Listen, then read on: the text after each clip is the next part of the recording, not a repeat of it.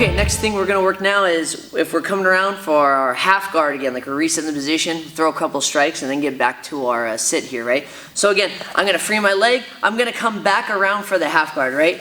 Come back around. As I'm coming around though, the momentum of me coming around, I'm gonna come around, big hook, boom, over the top here. And again, if we're lucky, he'll have his hands down, or if he's thinking like, as I'm coming around, if he's thinking he's gonna pummel in his underhook or anything, that's usually when I'm coming around here. Now I can choose to stop there and go right back to my step back and go right back to the sit. Or, again, I can come around, I can throw this big hook. If I want to, I can come over the top with the elbow as I come back to the sit, split his legs, and then get ready to get to our finish.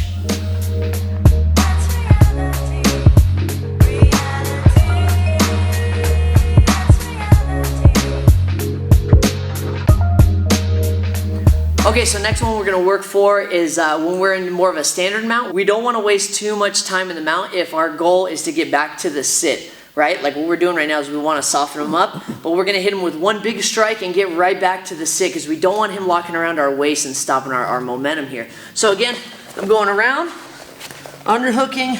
If I want to mount, we have a couple different choices about feeding my foot in, coming through here. What I'm going to do is I'm going to pull up on the head, I'll hit him with the elbow, and I'm going to follow right through. Right back to my sit, split the legs, and get ready to finish.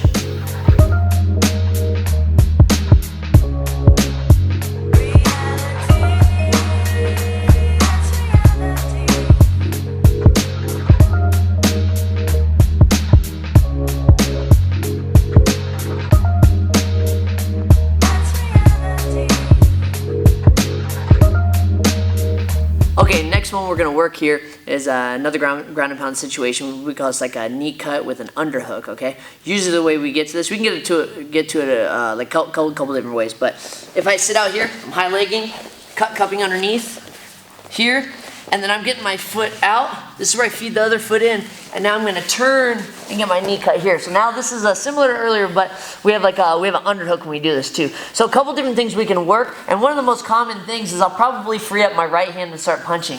From here, this is a good place to punch from or elbow from. Most of the time they're going to get this hand up, but then we can take advantage of this. And sometimes you can just punch just to get that reaction of his hand, and then put this shin over the top. So now we have him like in a modified crucifix. And then we can still really start hammering here, right?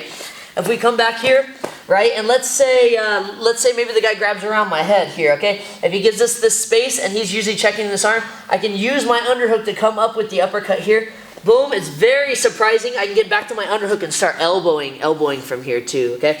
One of the other things we can do too is I can bring this knee into his body too. Make sure we're basing out with our other hand. But this one happens really fast. He's controlling my far side arm. I don't feel like I can get a good punch up. I can lift my other knee and throw this knee right into his body here. So we're down, he's checking my arm. I can come in, boom, knee with my other knee, clear this out and start punching here.